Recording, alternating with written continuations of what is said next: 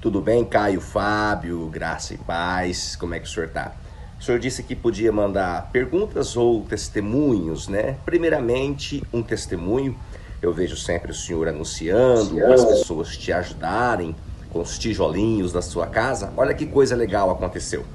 Eu tenho uma amiga chamada Maria Joana, que gosta muito dos seus ensinos, e ela sabe que eu gosto muito dos seus ensinos, né? E ela tem uma condição de vida bem melhor que a minha, e ela já tinha o curso Caio Fábio exclusivo. Então, para te ajudar e me ajudar, ela me presenteou com este curso, né? Caio Fábio exclusivo, sendo que ela já tinha. Então, ela me presenteou, me ajudando aí no crescimento do Evangelho, e te ajudou a construir a sua casa. Deixar essa gratidão por ela, né? E aproveitando, queria te fazer uma pergunta. O senhor sempre nos ensina que Jesus é a chave hermenêutica. Pois bem, João escreve de pecados para a morte, né? E que pecado é esse que consegue ser maior que o amor de Jesus? Que pecado é esse que consegue ser maior que o perdão de Jesus? Porque o perdão de Jesus ele é algo grandioso, imensurável, né? O que seria pecar para a morte? Um grande abraço. Meu nome é Fernando, de Caldas Novas, sempre te acompanho. Fernando, de Caldas Novas, meu querido, um grande beijo para você. E é isso mesmo, eu quero que todo mundo, como o Fernando fez, mande seu vídeo com o que quiser falar, inclusive perguntar, como o Fernando perguntou, ou apenas mostrar sua casa, o lugar onde está, ou trazer uma saudação, um testemunho. É livre, eu só quero que você envie para esse WhatsApp que você está lendo aí na sua tela. Olha só, Fernando, essa é uma pergunta em relação ao que a igreja institucional, especialmente a institucional, debateu esse tema muito tempo.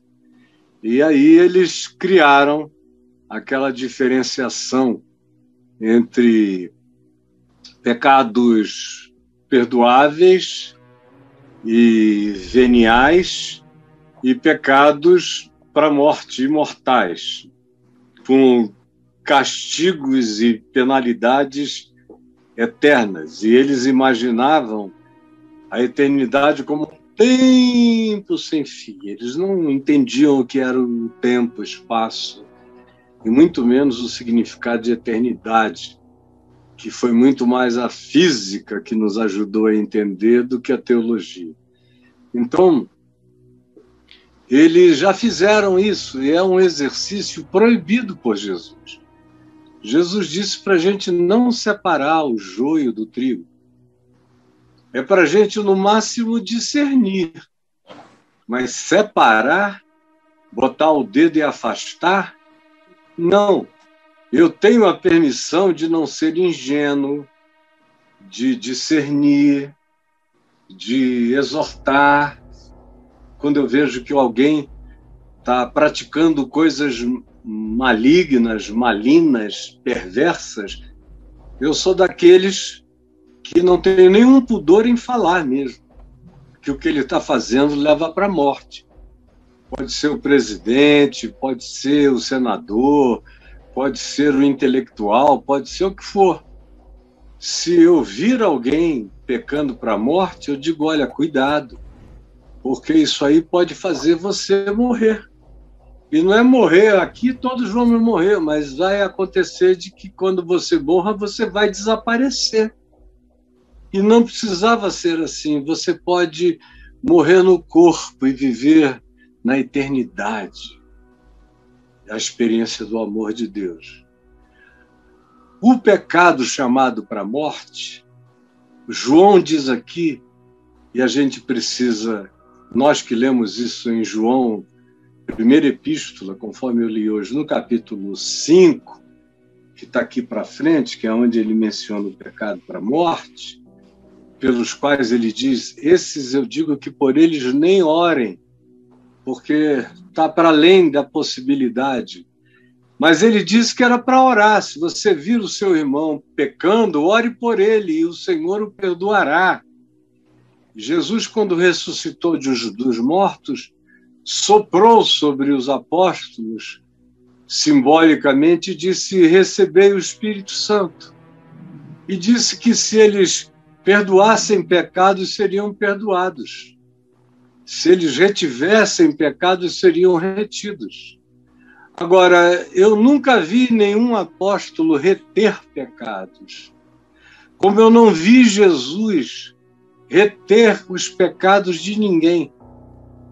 Ele chamou Judas de filho da perdição, o que, para aqueles que estavam ouvindo, era uma linguagem histórico-profética.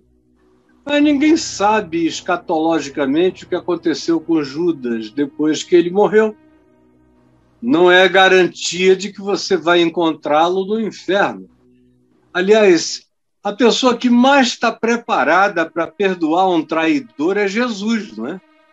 Se Jesus me manda perdoar todos os meus traidores e todos os meus inimigos e todos os meus adversários e todos os diabos da minha vida, como é que ele não perdoa Judas? Como ele não perdoaria Judas?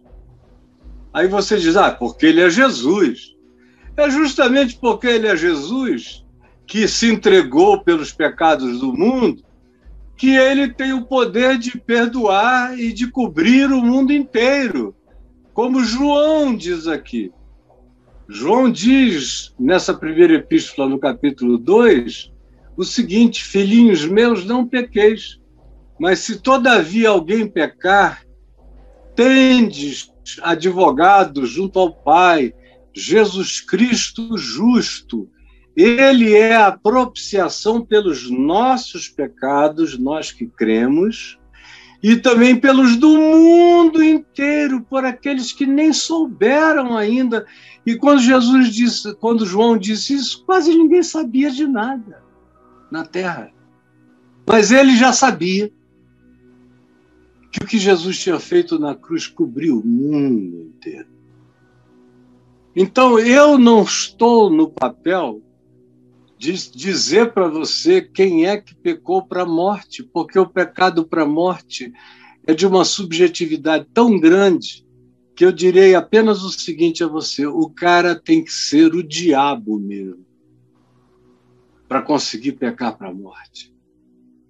Tem que virar um genocida perverso, consciente, um Hitler, que peca para a morte.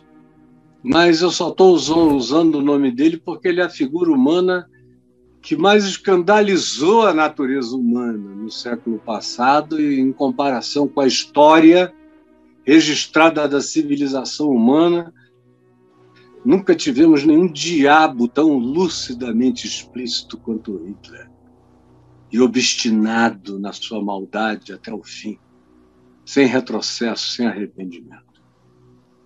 Agora, é só uma ilustração. Eu mesmo não ouso passar de nenhuma ilustração, porque é um departamento que não me cabe, que não nos cabe. Agora, me cabe orar. Orar. Quando João diz: os que pecaram para a morte, por esses eu vos digo que nem orem, e desculpem, isso é problema de João. É problema de João, eu sou só irmão dele. Com conhecimento de Cristo, tanto quanto ele. Com conhecimento do Evangelho, tanto quanto Pedro, talvez mais conhecimento. Porque tem coisas que cresceram com o tempo, com o acumulado das revelações, das compreensões dos significados. E foi o que se prometeu. Jesus disse que teria outras ovelhas de um outro aprisco, e também se diz o seguinte, no escritor de Hebreus diz que todos os que viveram antes de nós viveram o tempo deles, mas o nosso tempo, com a revelação dessa hora, o escritor de Hebreus diz que eles Abraão, Noé, Moisés, a turma toda, eles sem nós não seriam aperfeiçoados, porque não tem nada de revelação que eles tenham tido que chegue no artelho do calcanhar do evangelho que nos foi anunciado.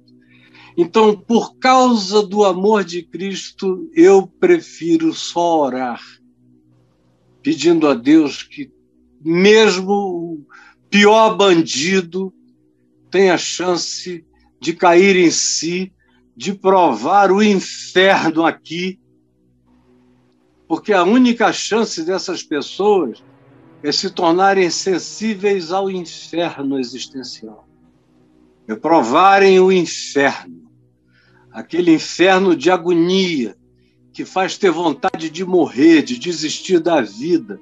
Quando um ser mal, que é justamente a natureza daqueles que nunca mudam, nunca se arrependem, nunca voltam atrás, não têm empatia, como a gente conhece alguns publicamente, inclusive. Mas a salvação desses caras é serem acometidos pela gravidade de um desespero de morte. Aí é quando eles têm a chance de alguma virada. Mas tem alguns que nem debaixo de tais circunstâncias desembarcam o barco da sua perdição na vida. Então, eu oro por todo mundo. E os que porventura pecaram para a morte, Jesus interceda por eles. Eu não vou dizer por esse eu não oro porque ele pecou para a morte. Tem muita gente que me pergunta se o Bolsonaro pecou para a morte. E ele, meu Deus, na ignorância dele, mesmo cercado de pastores ignorantes, eu conheço essa pastorada toda, ninguém vai lá falar de Deus, não. Eles vão falar de negócios. E quando eles falam, eles leem lá um texto, alguém faz uma oração formal, do mesmo tipo que é feito em qualquer loja maçônica, e acabou. Não tem exortação, não tem palavra, não tem nada. E nem eles, tampouco, se arrependem dos seus males. Então me perguntam, e eu digo, olha, desculpa, me deixa fora dessa. Eu não quero. Eu acho que ele se transformou numa espécie de alguém que pratica uma governança diabólica. Mas que Deus tenha misericórdia dele. Eu mesmo não sou juiz de ninguém. Como eu não quero ser julgado por ninguém, eu a ninguém julgo. E entrego todos nas mãos do único que pode julgar, sem fazer acepção de pessoas, na pureza da santidade e da verdade. É o que eu te aconselho, meu filho.